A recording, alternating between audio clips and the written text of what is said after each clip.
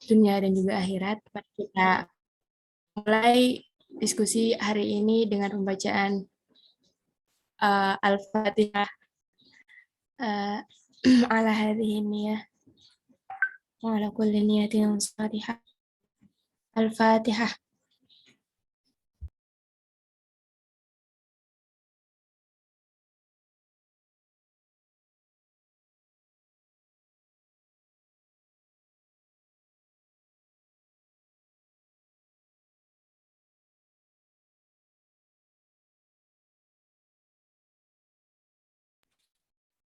Silakan Kak Cindy. Baik, bismillahirrahmanirrahim. Assalamualaikum warahmatullahi wabarakatuh. Waalaikumsalam warahmatullahi wabarakatuh.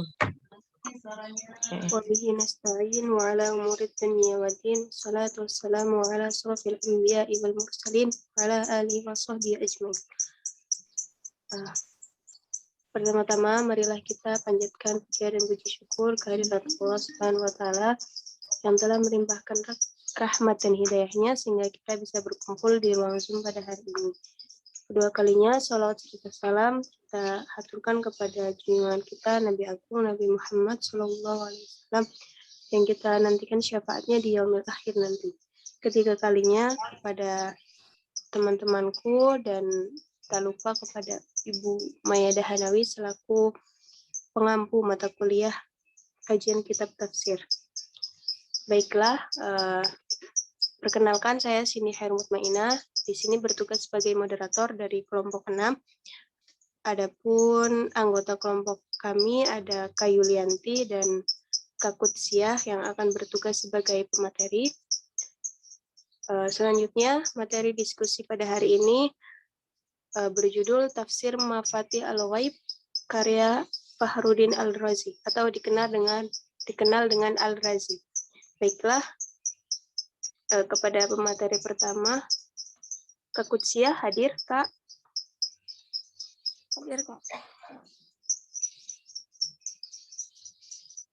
Halo? Hadir, Kak. Iya, baik, waktu dan tempat kami persilahkan. Silahkan, Kak. Baik, terima kasih Kak Cindy.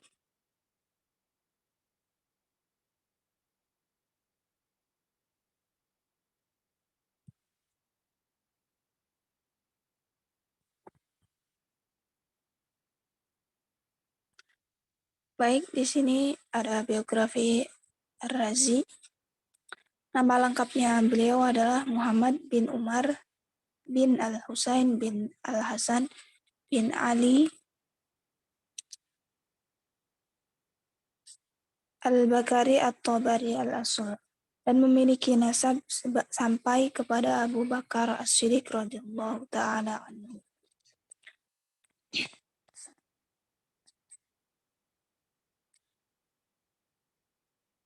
Beliau itu memiliki banyak julukan, yaitu salah satunya adalah Abu Abdullah.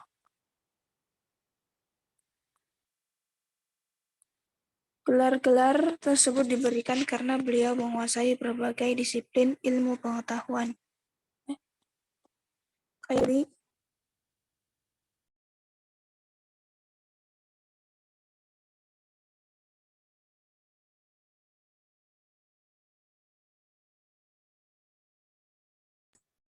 Iya. Dan wafat pada hari raya Idul Fitri tahun 606 Hijriah di kota Herat. Ar-Razi adalah dokter yang sangat terkenal pada masanya, yakni di Herat. Ia terkenal dengan kemampuan diagnosanya yang cepat. Di samping kedokteran, Ar-Razi juga menguasai matematika, astronomi, astrologi, farmasi, fisika, dan pertanian. Dalam dunia Islam, ia populer dalam dunia tafsir Al-Quran. Ia mencurahkan perhatiannya terhadap Al-Quran sejak masa anak-anak dan belajar tafsir kepada ayahnya. Ar-Razi kurang dikenal dalam ilmu hadis, namun ia terpuji telah menolak hadis Fadail As-Suwar karena menurutnya Sebagian besar ulama banyak yang maudhu. Ar-Razi menguasai sastra lisan dan tulisan. Ia rajin menulis kitab dan mengadakan khutbah dalam majelis ilmu. Dalam bidang nahwu, beliau kurang dikenal, tetapi dalam tafsirnya hanya menyebutkan qira' nahwiyah, yang kebanyakan ia nukil dari pendapat lain semisal Az-Zamakhsyari. Pada akhir hayatnya, Ar-Razi bersimpati pada Sufisme, tetapi tidak diketahui secara pasti apakah ia mempraktekkan hidup sufi atau tidak. Slide-nya Kak Yuli.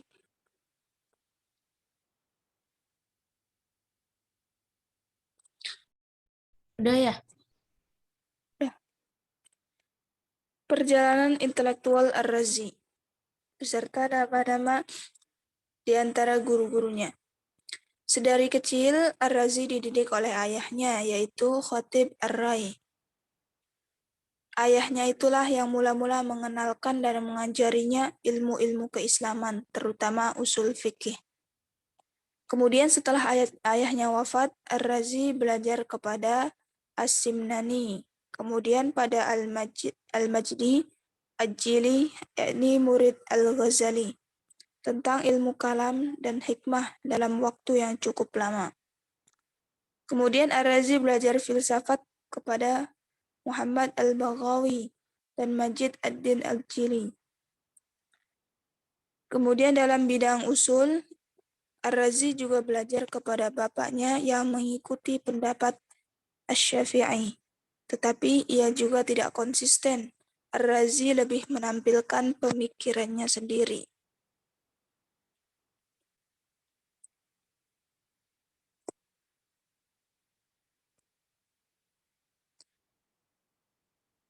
Slide-nya Kak Yuli.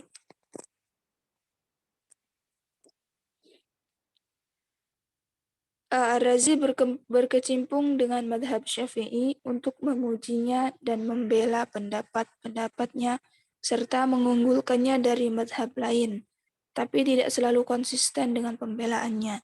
Tidak jarang ia menyalahi pendapat Asy-Syafi'i. Misalnya dalam hal wajibnya witir, wajibnya zakat, buah dan tanaman, serta bolehnya minum khamar jika tidak ada air. Ia mengikuti Imam Abu Hanifah. Dengan Al-Kamal As-Simnani, ia banyak membahas pendapat Abu Hanifah yang rasional, karena ia gemar mengedepankan pemikiran akal, sehingga ia lebih condong kepada Abu Hanifah. Ia telah menguasai risalah teologi Asy-Syamil fi Usuluddin karya Imam Haramain, Al-Mustasfa karya Imam Al-Ghazali, dan Al-Mu'tamad karya Abu Hasan Al-Bisri. Di samping itu, Ar-Razi juga menaruh perhatian yang sangat besar terhadap kitab Al-Mufassal karya Imam Az-Zamakhsyari dalam ilmu nahwu, dan kitab Al-Wajiz karya Imam Al-Ghazali dalam ilmu fikih. Kedua kitab tersebut diisyarah oleh Ar-Razi. Kemudian, ia juga mempelajari dua kitab karya Abdul Qahir dalam ilmu balaghah dan meringkasnya menjadi sebuah kitab yang berjudul Nihayat Al-Ijaz, Dirayat Al-Ijaz. Selanjutnya, Ar-Razi mempelajari ilmu filsafat dari buku-buku Aristoteles dan Plato, serta filosof-filosof Muslim seperti Ibnu Sina, Al-Farabi, dan Abu al-Barakat al-Baghdadi. Dalam bidang ini, Ar-Razi memberi syarah kitab Al-Isyarah karya Ibnu Sina, kemudian menyusun buku dalam ilmu kedokteran dengan judul Syarah Al-Kulliyat li Al-Qanun.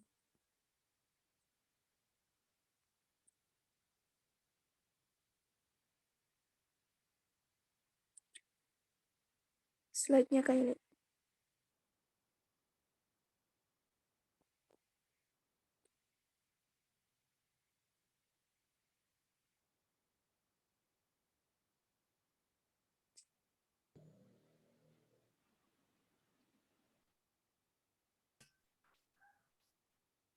Udah, Kudus ya? Ya, baik. Latar belakang sosiohistoris Ar-Razi.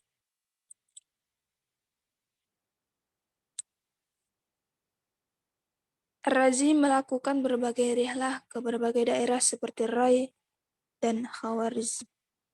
Di sini, ia melakukan sharing dengan para tokoh terkemuka dan penduduk setempat tentang madhab dan akidah. Tetapi karena pendapatnya yang rasional, maka Ar-Razi diusir. Kemudian, Ar-Razi menuju Transoksiana. Di sini Ar-Razi diusir pula karena pendapatnya yang sangat rasional. Kemudian pada akhirnya Ar-Razi memutuskan untuk kembali ke Rai. Begitu tiba, Ar-Razi menghadap kepada Sultan Syihab ad-Din, kemudian menghadap kepada Sultan Ala ad-Din Muhammad bin Tuksi Khawarizm, dan mendapat sambutan yang hangat dari keduanya, serta mendapat kedudukan yang tinggi, meskipun beliau tidak lantas mempengaruhi kegiatan intelektualnya. Di Rai, Ar-Razi tinggal bersama seorang dokter yang terkenal memiliki harta kekayaan yang cukup banyak. Sang dokter memiliki 2 putri. Ketika dokter tersebut sakit keras dan merasa ajalnya sudah dekat, ia segera menikahkan kedua putrinya dengan kedua putra Ar-Razi. Juga harta kekayaannya dititipkan pada Ar-Razi untuk dipelihara dan dimanfaatkan untuk memenuhi kebutuhan hidupnya. Menjelang akhir hayatnya, Ar-Razi mengalami skeptis terhadap kemampuan rasio.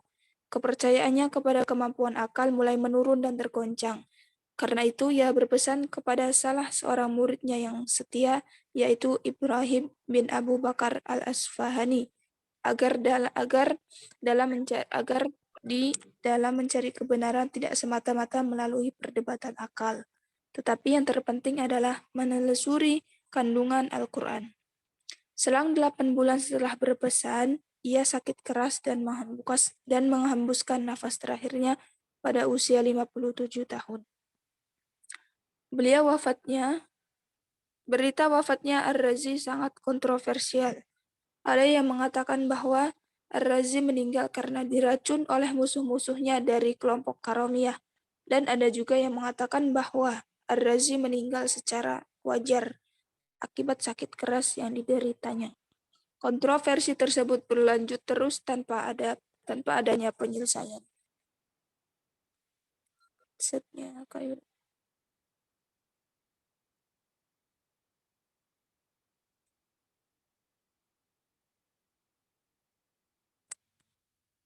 Slide-nya Kak Yuli.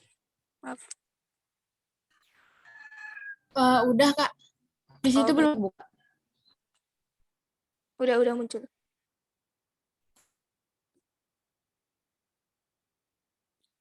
Baik, untuk karya-karyanya Ar-Razi, yaitu yang pertama, Al-Mahsul fi Usul Fiqh, merangkum 4 kitab usul terkemuka, yaitu Al-Burhan, karya Abu Ma'ali Al-Juwaini, Al-Mustafa min Ilmil Usul, Abu Hamid Al-Ghazali, Al-Ahad, karya Qadi Abdul Jabbar, dan Al-Mu'tamad fi Usul Fiqh, Abu Husain Al-Basri.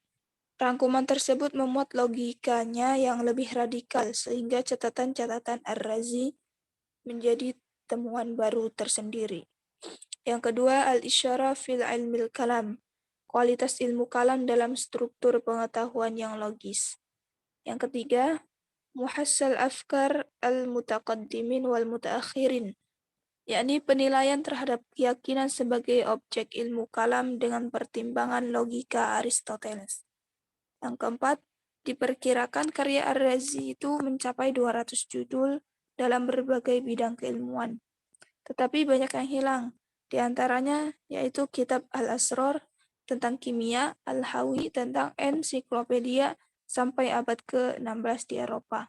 Setelah diterjemahkan ke dalam bahasa Latin tahun 1279 dengan judul Continence.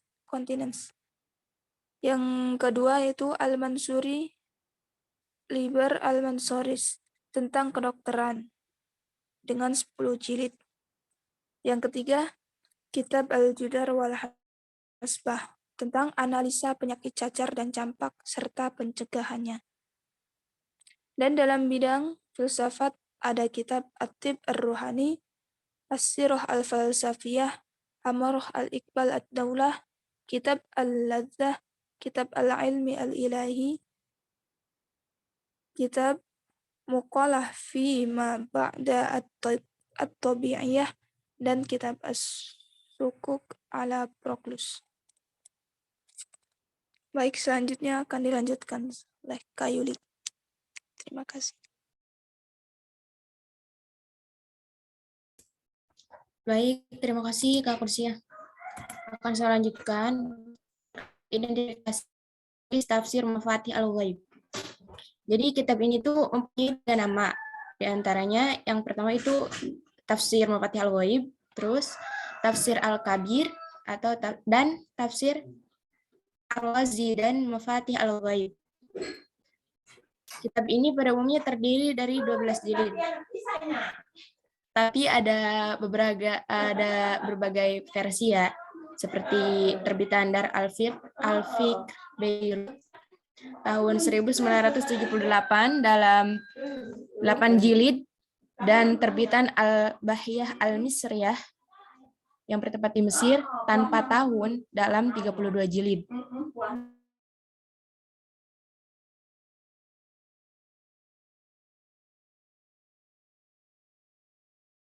Ada yang 8 dan juga ada yang 32. Selain dari itu juga masih ada. Kemudian latar belakang penulisan dan pengembangan tafsir Mafatih Al-Ghaib atau Al-Kabir, yang sering disebut itu Al-Kabir ya.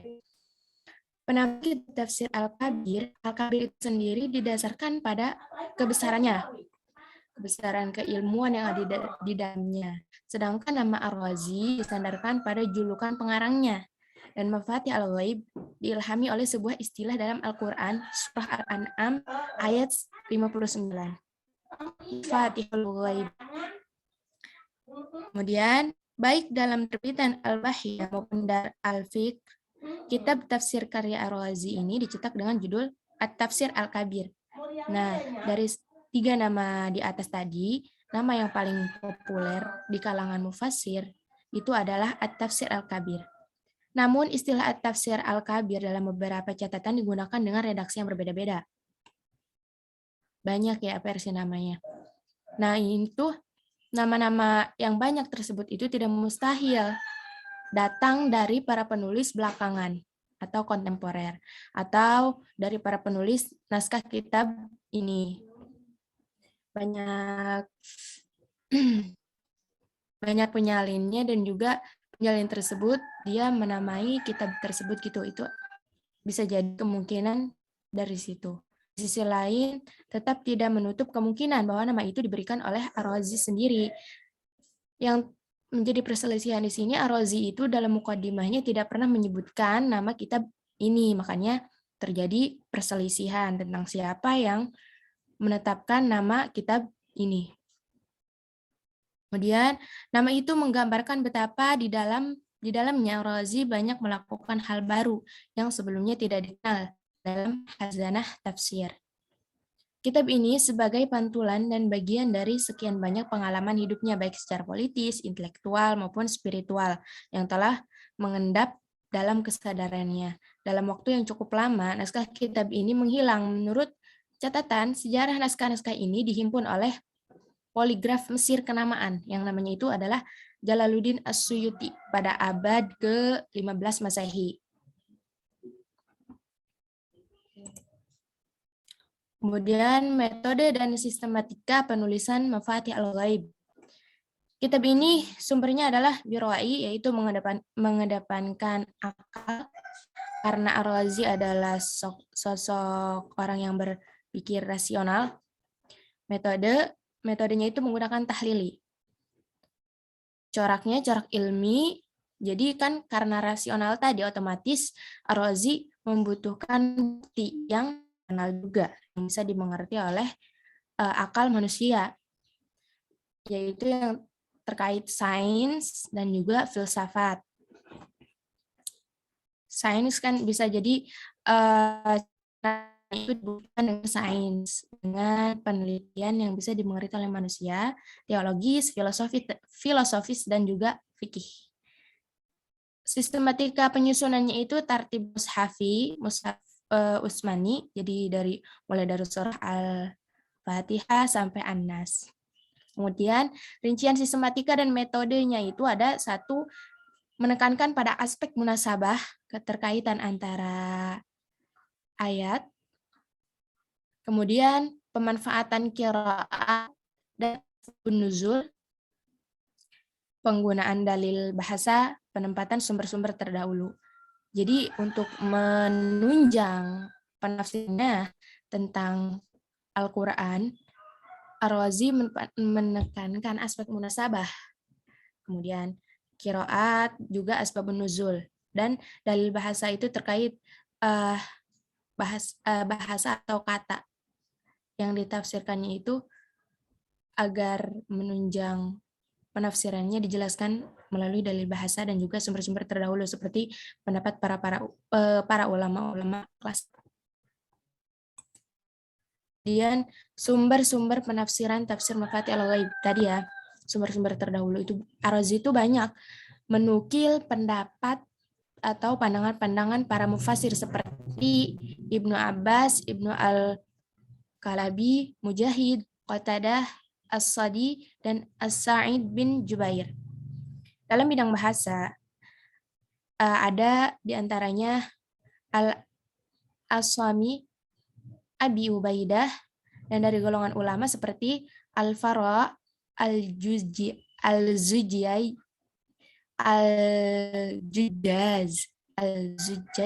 dan Al-Mubarrad. Dalam bidang tafsir, ada Muqatil bin Sulaiman Al-Marwazi, Abu Ishaq Al-Thalabi, Abu Al-Hasan, Ali bin Ahmad Al-Wahidi, Ibnu Qutaibah, Muhammad bin Jarir At-Tabari, Abu Bakar Al-Bakilani, Ibnu Furaq atau yang merupakan guru Ar-Razi, Al-Kufal Al-Syashi Al-Kabir, dan Ibnu Urfah. Juga Ar-Razi di sini menukil pendapat ulama Mu'tazilah. Di antaranya ada Abu Muslim Al-Isfani, Al-Qadi Abad Al-Jabbar Al-Zamakhsyari.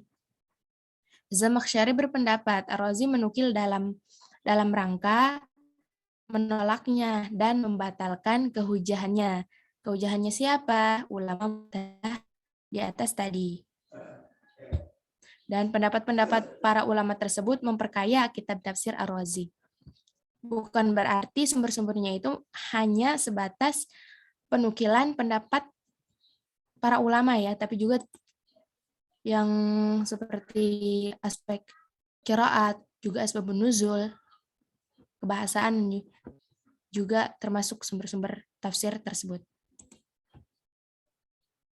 Karakteristiknya ada, yang pertama itu ada ayat-ayat tentang hukum tidak pernah melewatkan penjelasan dari semua mazhab fikih. Jadi dari semua mazhab fikih terkait tentang ayat-ayat hukum itu dijelaskan semuanya.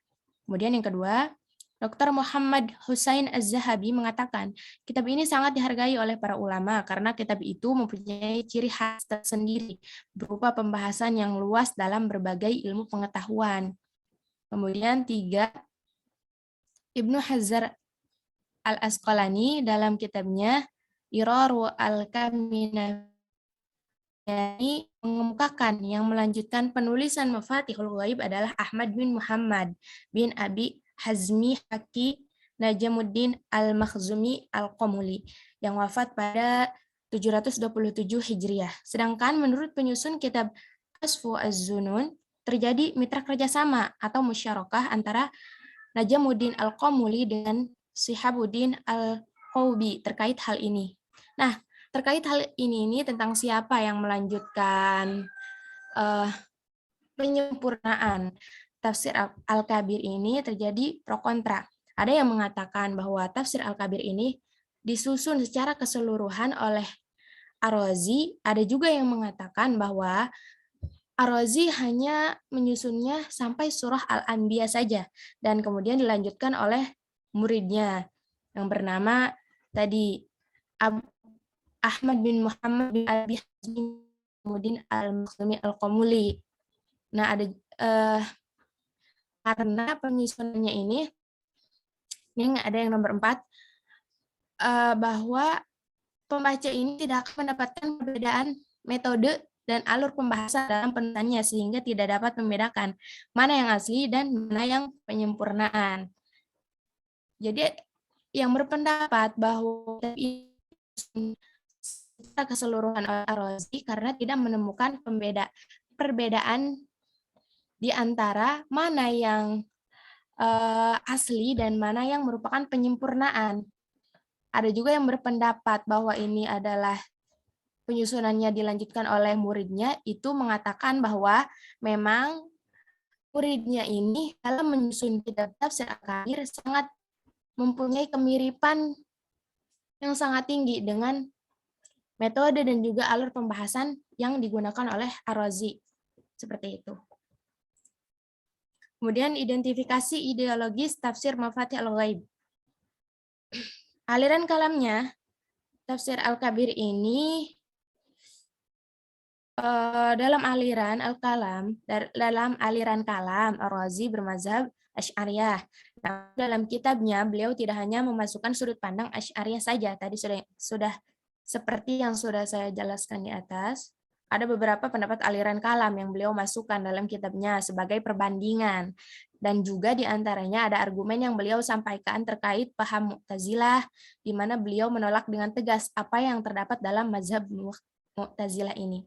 Jadi Ar-Razi menukil pendapat ulama Mu'tazilah itu untuk dijadikan perbandingan juga ulama-ulama mazhab lainnya gitu, untuk keilmuan juga beliau. Kemudian mazhab fikihnya kitab ini itu bermazhab Syafi'iyah dan juga Asy'ariyah.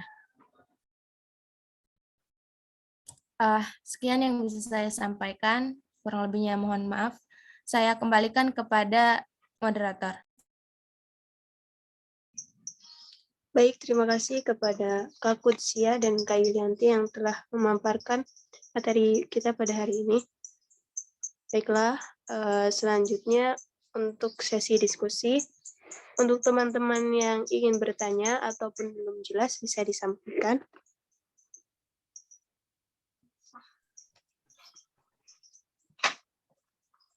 Mohon maaf Kak Cindy, silakan dibaca dulu kesimpulannya.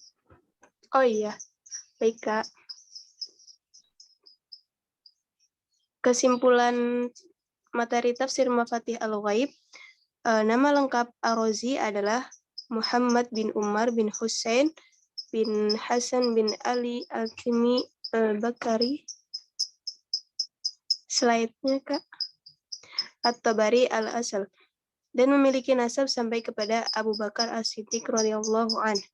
Lahir di kota Roy pada tanggal 25 Ramadan 544 Hijriah atau 543 Hijriah dan wafat pada hari raya Idul Fitri tahun 606 Hijriah di kota Herat.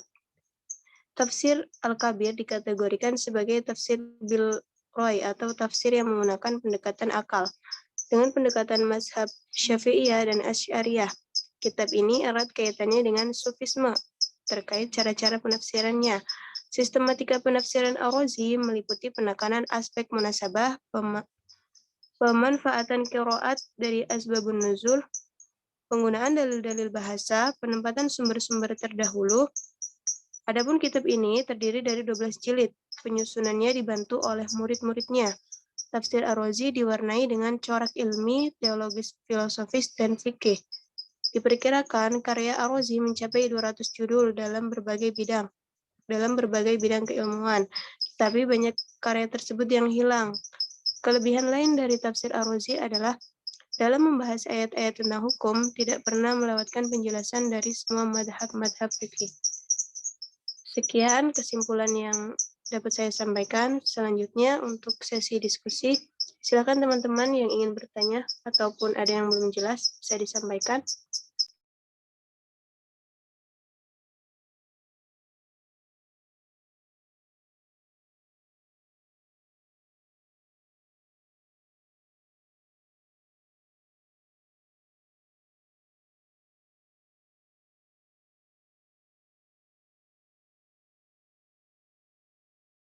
Kakak pemakalah, di sini saya ingin bertanya.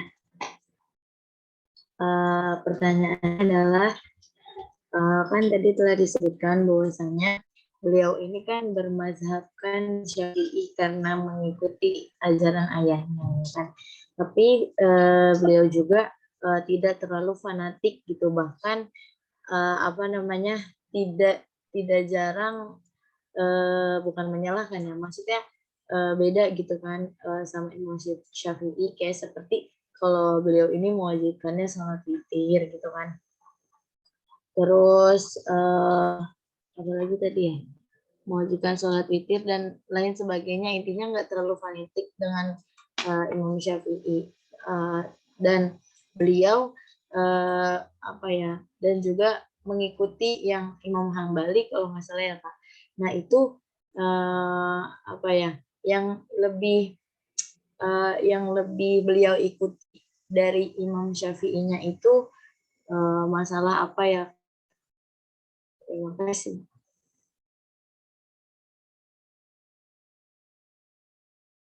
Baik, terima kasih Kak Yunita. Yang lainnya ada yang ingin bertanya?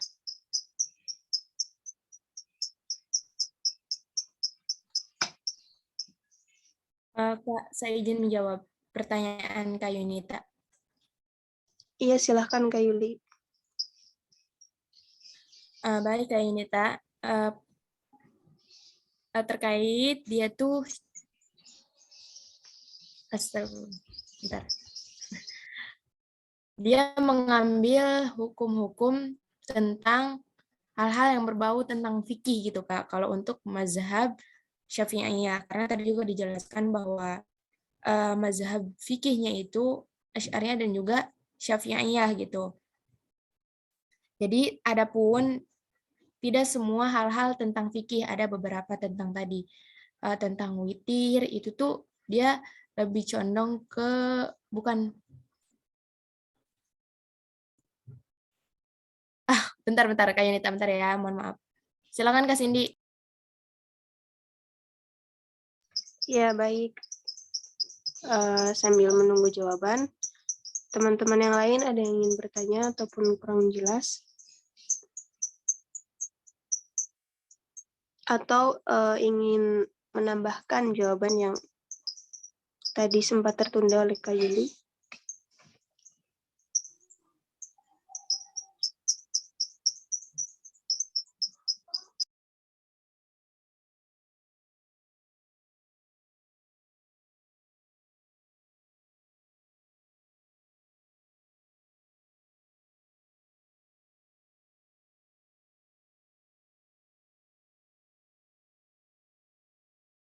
Halo, suaraku masuk kan ya?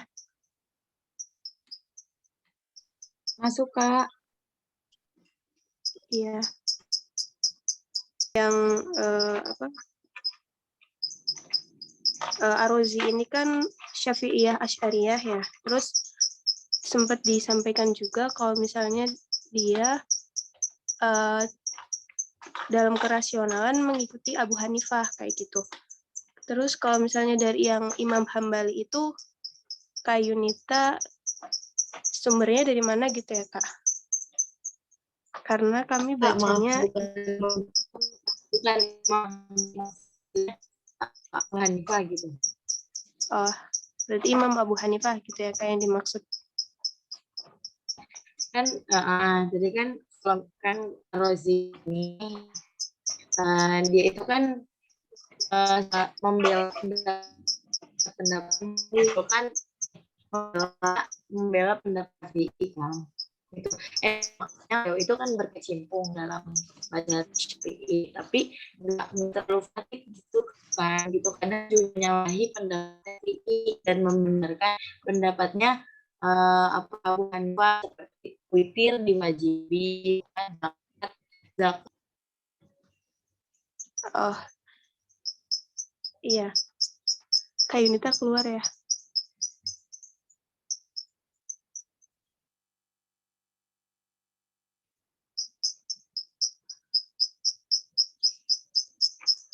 Mungkin aku sedikit menambahkan.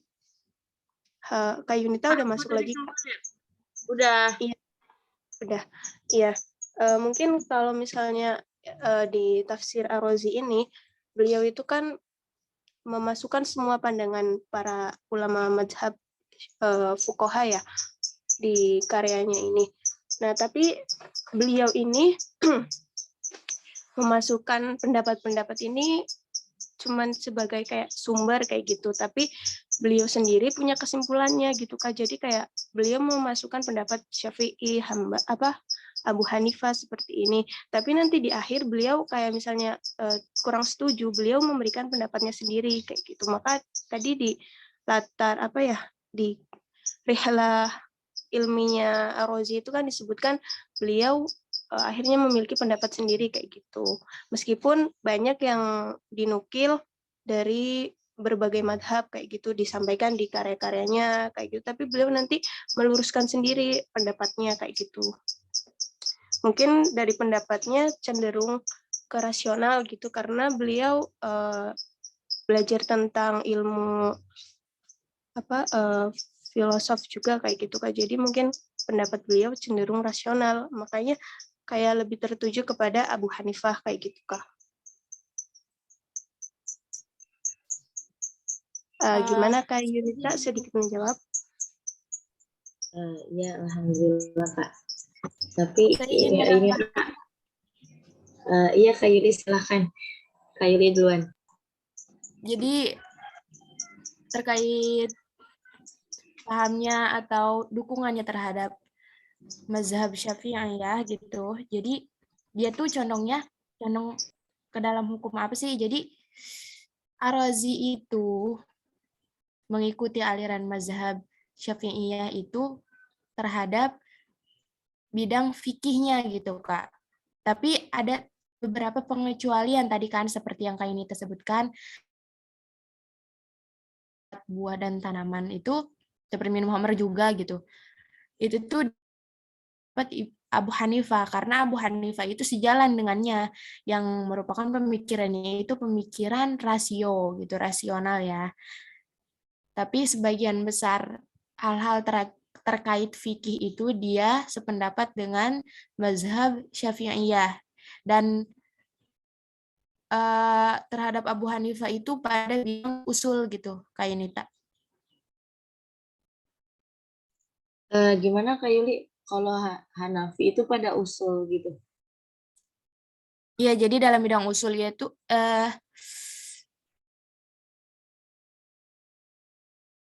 bukan. Jadi ada beberapa pengecualian dari masalah-masalah yang ada di dalam fikih itu, dia yang condong kepada Abu Hanifah, hal-hal yang lebih menurutnya itu lebih masuk akal gitu. Permasalahan-permasalahan yang dalam fikih itu lebih masuk akal yang dijelaskan oleh Abu Hanifah gitu. Tapi tidak semuanya, lebih banyak dia condong kepada Syafi'i meskipun tidak fanatik gitu. Iya. Baik Kak. Jadi gini ya, contohnya nih dalam bidang usul, beliau itu kan mengikuti bapaknya ya, Syafi'i ya kan. Nah, terus ketika dia belajar, lagi masa belajarnya, kayaknya karena beliau ini apa sih dengan rasional gitu ya Kak Yuli. Nah, terus ada satu usul yang menurut dia nggak pas dan dia akhirnya memunculkan ro'yun gitu. Dan ternyata pas diteliti ro'yunnya itu sama dengan Abu Hanifah. Bisa dibilang gitu nggak Kak Yuli?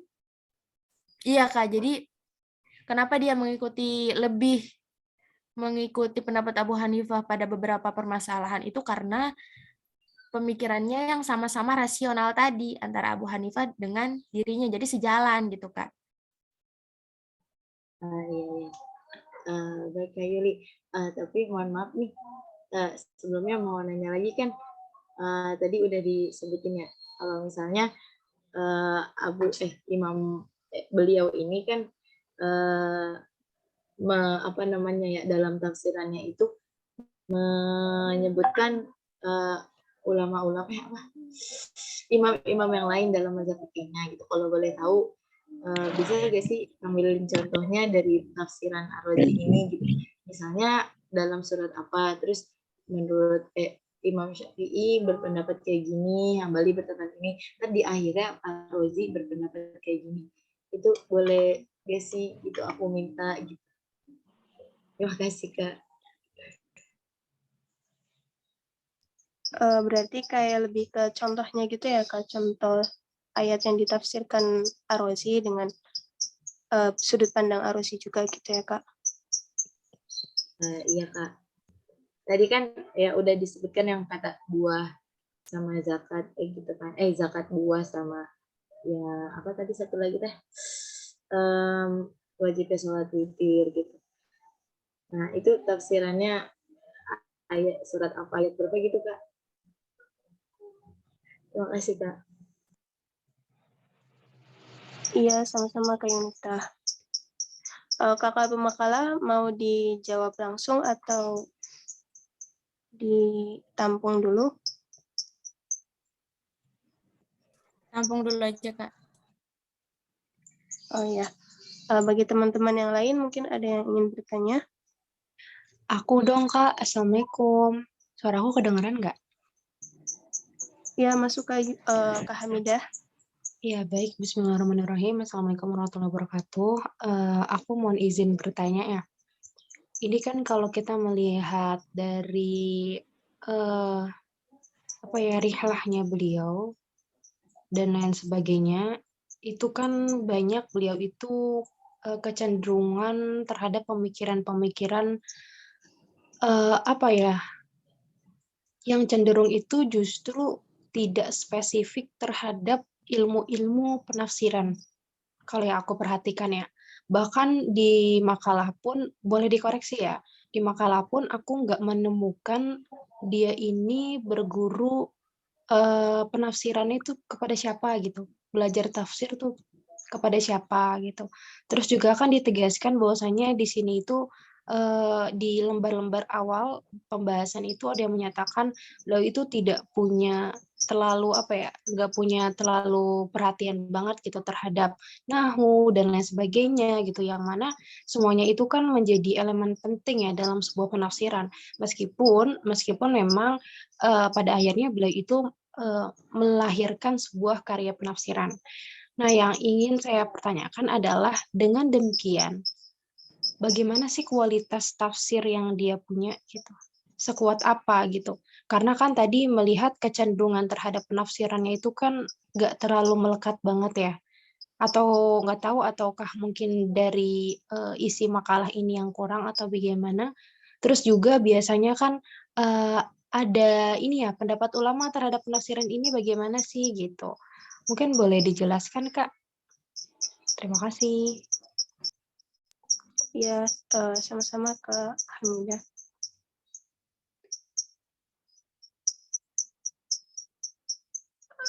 Apa ada yang mau bertanya lagi, teman-teman?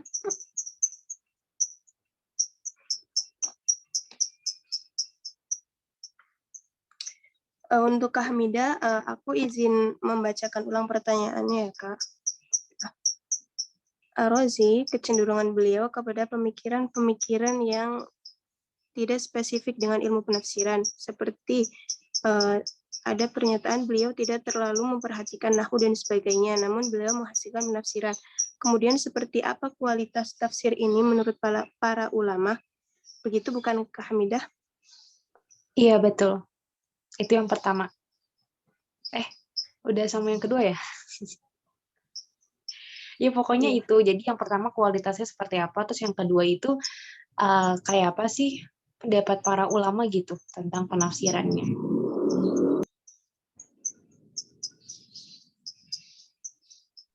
Assalamualaikum Kak. Winda izin bertanya boleh?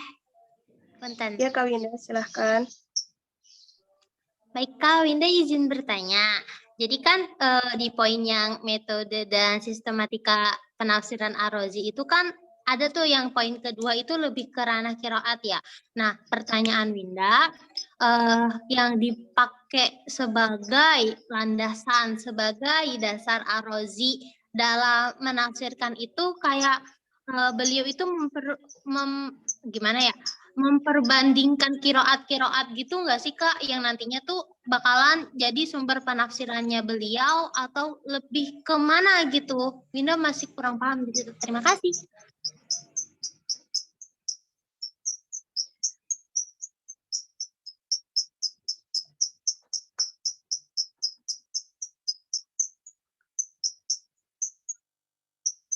Kak Cindy, Ya, saya izin menjawab pertanyaan.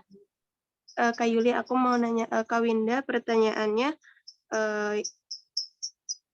apa yang dipakai landasan Ar-Razi dalam kiroat, apakah beliau membandingkan kiroat kayak gitu Kak? Maksudnya kiroat, apakah Ar-Razi membandingkan kiroat-kiroat di tafsirnya gitu Kak Winda? Iya Kak. Ya baik, silahkan Kak Yuli. Saya izin menjawab terkait pertanyaan Kak Yunita ya. Jadi saya di sini akan memberikan contoh terkait pendapat Ar-Razi yang menentang pendapat Mu'tazilah yang pada surah Al-Anbiya 1-2. Bentar.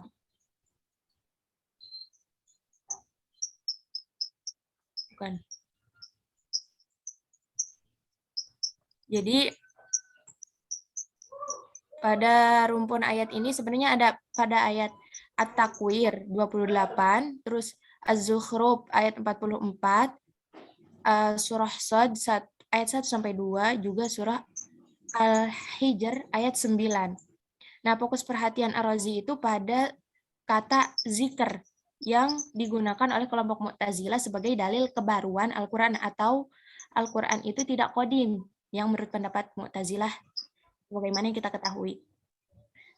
Nah, Mu'tazilah itu mengutip ayat-ayat tadi, Takwir ayat 28, Az-Zukhruf 44, Shad 1-2, dan Al-Hijr ayat 9. Kelompok Mu'tazilah membangun silogisme dari ayat-ayat di atas bahwa Al-Quran merupakan zikr. Zikr itu baru, berarti Al-Quran itu baru, tidak qadim. Nah, dalam pandangan Ar-Razi, kesimpulan itu salah karena yang dimaksud sebagai zikr atau peringatan itu merupakan gabungan dari huruf dan suara. Berbeda dengan kalamullah secara umum. Kesalahan pemaknaan kata zikr beresiko pada kesalahan silogisme yang dibangun. Mestinya, menurut Ar-Razi, silogisme dari ayat-ayat di atas adalah Al-Quran adalah zikr, sebagian dari zikr adalah baru. Maka kata Al-Quran bisa jadi tidak termasuk baru. Pada dasarnya, kesimpulan Mu'tazilah tentang kebaruan Al-Quran dilandasi oleh penolakan mereka terhadap sifat Allah yang dipandang sebagai potensi syirik. Karena Allah qadim, maka sifat Allah juga qadim. Dengan demikian, ada yang qadim selain Allah, simpulannya meyakini sifat Allah berarti syirik. Jika Allah adalah bersifat kalam dan mutakalim atau berfirman, maka produknya kalam. Dipandang hadis baru untuk memurnikan keesaan Allah. Sampai di sini bisa kita peroleh dua simpulan. Yang satu itu ada karakteristik atau metode tafsir Ar-Razi tidak dimaksud sebagai metode baku sebagai sistematika tafsirnya, sebagaimana ditemui pada Al-Maraghi atau kitab tafsir modern. Yang kedua itu tafsir Ar-Razi lebih ditekankan sebagai atau paling tidak dipengaruhi oleh kecenderungannya memberikan pendasaran metodologis bagi bangunan ajaran teologis, yuridis, Asy'ariyah, dan Syafi'iyah. Atau dengan bahasa lain, Ar-Razi tidak mengharuskan atau mengutamakan metodologi penafsiran, tetapi menitik beratkan pada materi dan penolakan pada ajaran lawan polemiknya gitu.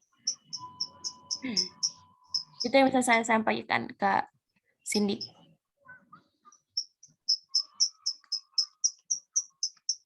Ya baik, Kak Yuli, terima kasih. Mungkin ada yang mau menambahkan, dan Kak Yunita mungkin ada tanggapan terkait jawaban dari Kak Yuli. Insya Allah cukup Kak. Terima kasih banyak ya Kak Makalah. Iya Kak, sama-sama. Baik Kak, aku izin sedikit menjawab pertanyaan Kak Hamidah.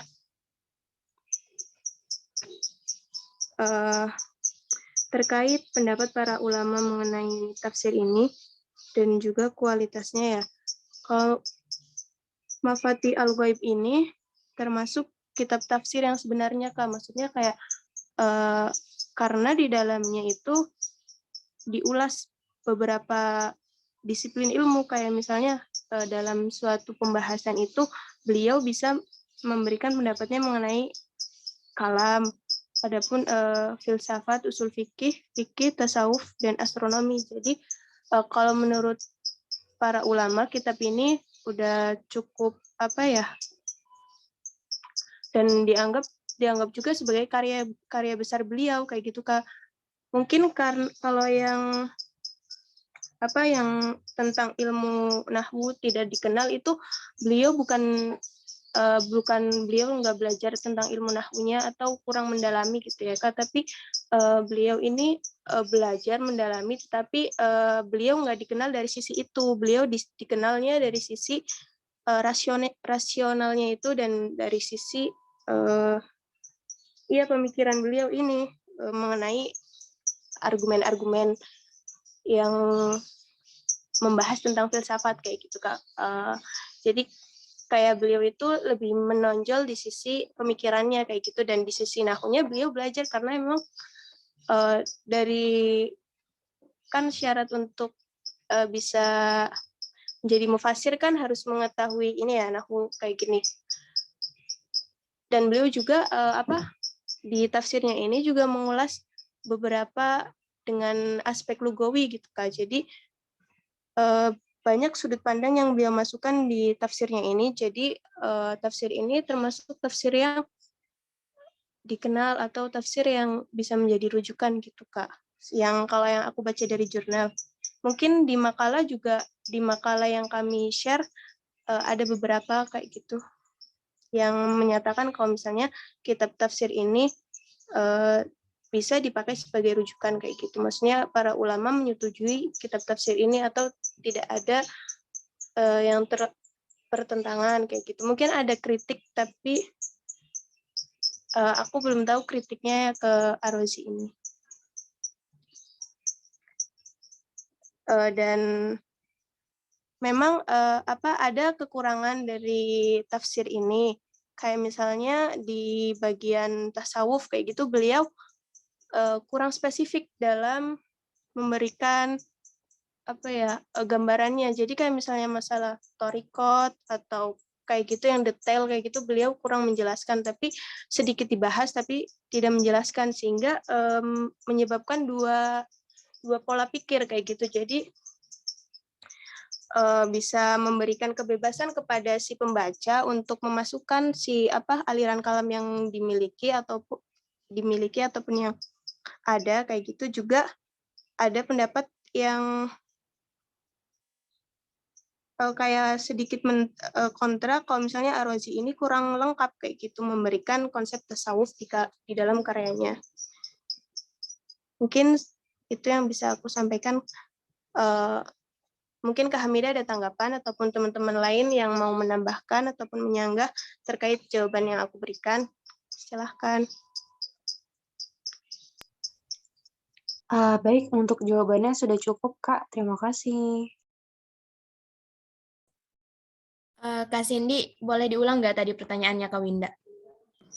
Kalau pertanyaannya Kak Winda ini, landasan apa yang Ar-Razi pakai dalam ilmu qiraat di dalam kitab tafsirnya, dan apakah beliau membandingkan qiraat-qiraat tersebut gitu. Oke, baik. Saya izin menjawab ya Kak. Jadi dalam tafsirnya ini dia mengemukakan beberapa qiraat dalam satu ayat Al-Quran. Kemudian menjelaskan makna setiap qiraat tersebut. Nah, menurut Ar-Razi, qiraat yang dapat atau dijadikan landasan adalah qiraat yang mutawatir dan qiraat yang telah dikemukakan oleh sahabat. Jika ada qiraat yang bertentangan dengan qiraat yang mutawatir, maka qiraat tersebut tertolak beliau juga terkadang berhujjah dengan qiraat yang dikemukakan oleh ahli nahwu. Nah, kemudian bahkan sesekali menerima qiraat syadz jika sesuai dan dapat memperkuat penafsirannya terhadap suatu ayat. Seperti itu, Kak Winda.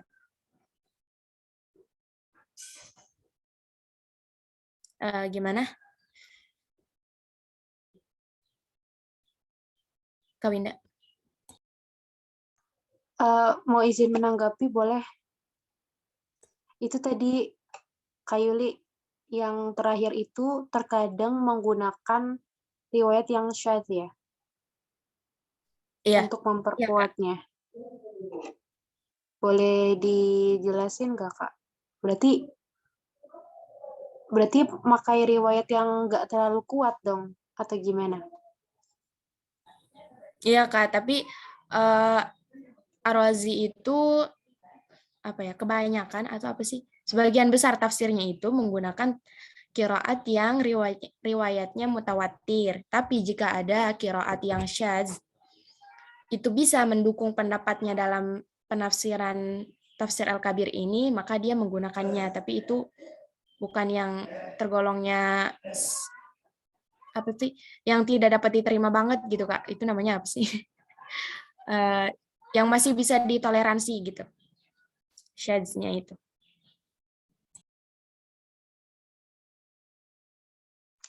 Iya, paham. Baik, terima kasih, Kak.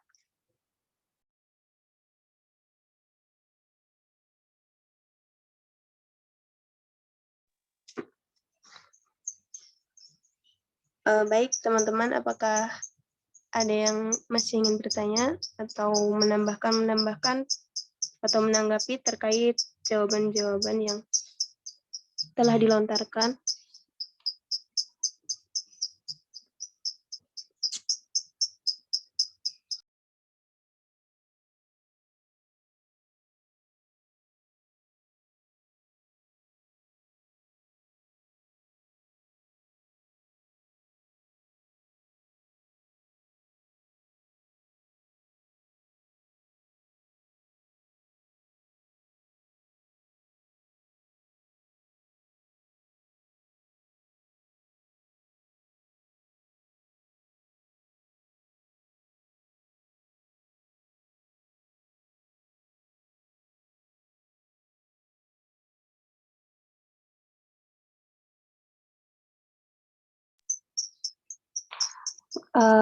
Mau nanya soal tugas studi hadis aja boleh nggak? Tentang video. Ada Kak Cindy nggak? PJ studi hadis siapa deh? Iya, Kak, aku PJ-nya. Oh iya, jadinya pengumpulan videonya tuh kapan sih? Kitab tafsir ini setelah Ar-Razi menguasai berbagai keilmuan tadi. Nah, seperti yang sudah dijelaskan ya tadi.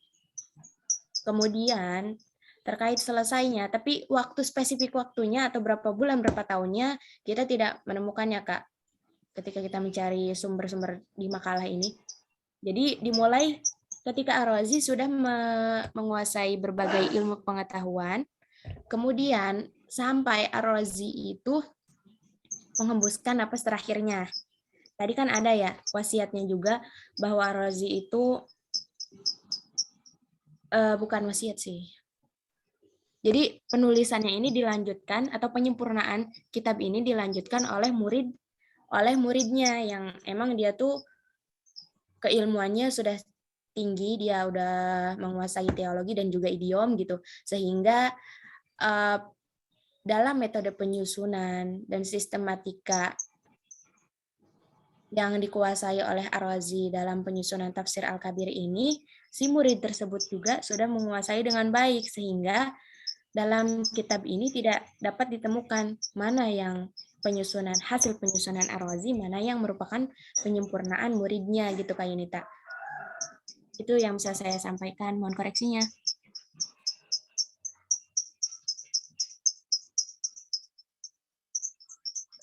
Ya, terima kasih Kak Yuli. Mungkin Kak Yunita ada tanggapan terkait jawaban Kak Yuli? Atau untuk teman-teman yang ingin menambahkan, boleh menyampaikan, silahkan.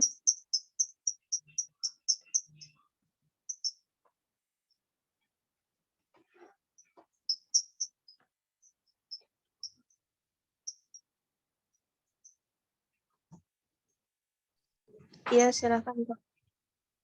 Gini Kak Yunita, tadi kan udah dijelasin ya, kalau penamaan kitab ini tuh ada yang mengatakan bahwa 3 kata tersebut itu memiliki arti yang tadi Al-Kabir itu merupakan kebesaran. Terus Ar-Razi itu disandarkan pada pengarangnya, dan Mafatihul Ghaib itu pada surah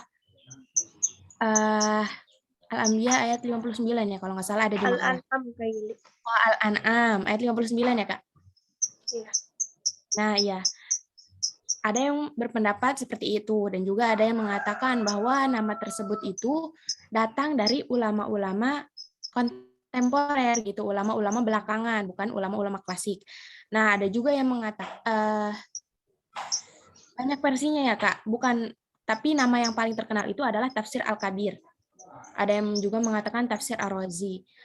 Nah, kenapa banyak polemik terkait hal ini? Karena dalam mukadimah kitab tafsir Al-Kabir ini, Ar-Razi tidak menyebutkan secara spesifik nama kitab ini gitu. Makanya terjadi polemik, tidak seperti kitab-kitab lain yang dalam mukadimahnya itu penulis menyebutkan nama kitab yang dia susun gitu kayak ini tak. Oh iya. Terima kasih Kak. Terus kan di sini ya Kak, maaf Kak. Kan kitab ini pernah hilang gitu ya Kak naskah-naskahnya, dan dihimpun lagi sama Jalaluddin Asyuyuti pada ke abad 15 Masehi. Nah, mungkin dari situ jadi bisa ada sampai sekarang tuh karena dihimpun itu ya sama Jalaluddin Asyuyuti itu. Iya Kak Inita. Jadi sempat hilang kan ya, sempat hilang mungkin karena waktu gitu, dan juga keterbatasan keilmuan pada saat itu, sehingga kurangnya perhatian ulama-ulama dengan segala keterbatasan gitu ya. Jadi sempat hilang dan kemudian ditemukan lagi, kemudian tadi disusun ulang, dan yang sampai ada sehingga masih ada sampai saat ini gitu. Dan versinya juga banyak, ada yang menyusunnya menjadi 8 jilid, 12 jilid, 16 jilid, 32 jilid, itu banyak versinya.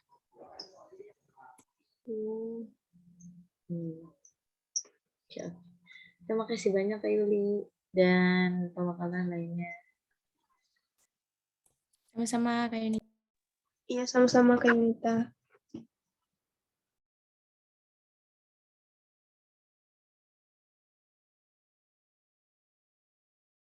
Untuk waktunya masih ada 20 menit. Teman-teman ada yang mau tanya lagi? Atau kurang jelas bisa ditanyakan?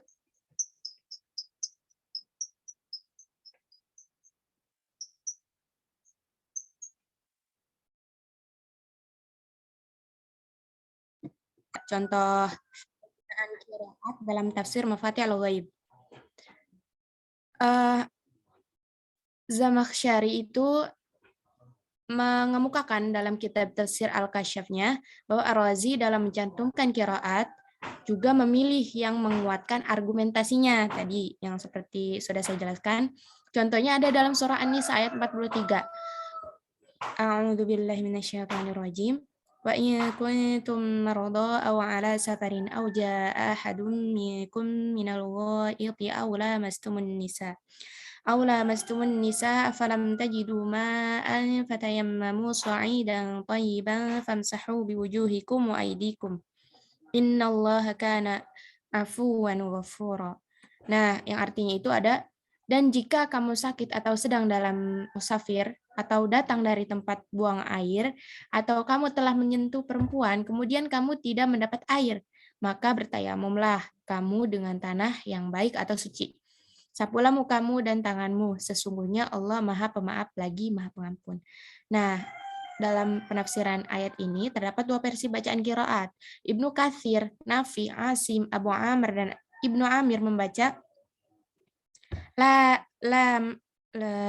mastumun nisa. Sedangkan Hamzah dan Al-Kisai membaca kalau tadi lamastumun nisa, lanya itu panjang ya. Kalau Ibnu Katsir, Nafi, Asim, Abu Amr, dan Ibnu Amir, lanya itu panjang. Nah, kalau misalkan Hamzah dan Al-Kisai itu lanya itu pendek. Jadi lamastumun nisa. Nah, para ulama berbeda pendapat tentang maksud lamastumun nisa dalam ayat tersebut. Ibnu Abbas, Al-Hasan, Mujahid, Qatadah, dan Abu Hanifah berpendapat bahwa yang dimaksud adalah ajima atau bersetubuh. Nah, sementara Ibnu Mas'ud, Ibnu Umar, An-Naqahi, An-Naqai, dan Imam Syafi'i berpendapat yang dimaksud kata tersebut adalah bersentuhan kulit. Nah, baik dalam bentuk persetubuhan maupun dalam bentuk lainnya. Ar-Razi, nah tadi pendapat beberapa ulama ya yang dinukil oleh Ar-Razi. Nah, di sini ada pendapat Ar-Razi bahwa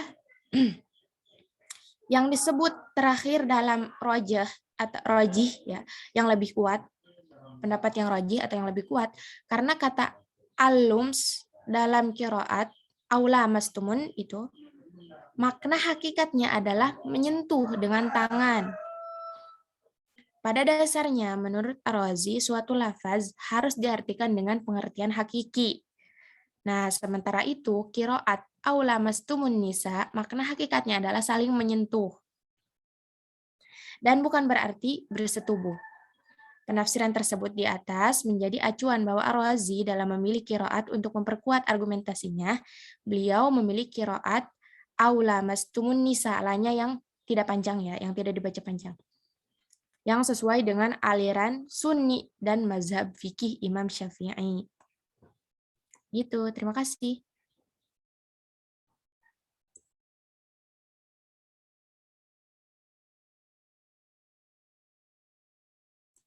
Kak Cindy. Iya, baik. Terima kasih Kak Yuli. Mungkin aku sedikit memberikan kesimpulan untuk diskusi hari ini. Langsung aja ya Kak, kesimpulan.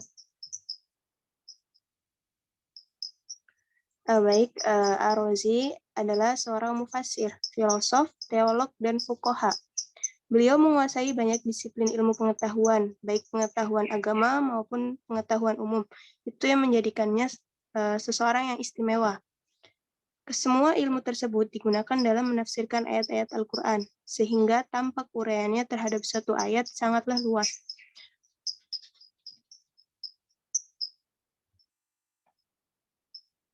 Kitab tafsir Mafatih Al-Ghaib bercorak ra'yi atau rasional, filosofis, ilmi, teologis, dan fikih. Teologinya condong kepada Asy'ari dan fikihnya condong kepada Syafi'i. Metodologinya adalah tahlili, yaitu mengikuti Mushaf Utsmani. Dan sebagai seorang yang rasional, ia hanya sedikit mengutip hadis atau hanya terbatas hadis-hadis yang beliau kutip untuk menghindari atau mensucikan Al-Quran dari cerita-cerita Israiliyat. Ia juga tidak mengakui adanya nasih mansuh dalam Al-Quran karena beliau memiliki kecenderungan dalam rasional. Jadi segala sesuatu yang beliau terima, beliau serap dulu dan beliau analisa dulu kayak gitu. Baik, demikian kesimpulan yang dapat saya sampaikan. Terima kasih kepada teman-teman atas partisipasinya dalam mengikuti diskusi kita pada pagi hari ini. Kurang dan lebihnya mohon dimaafkan.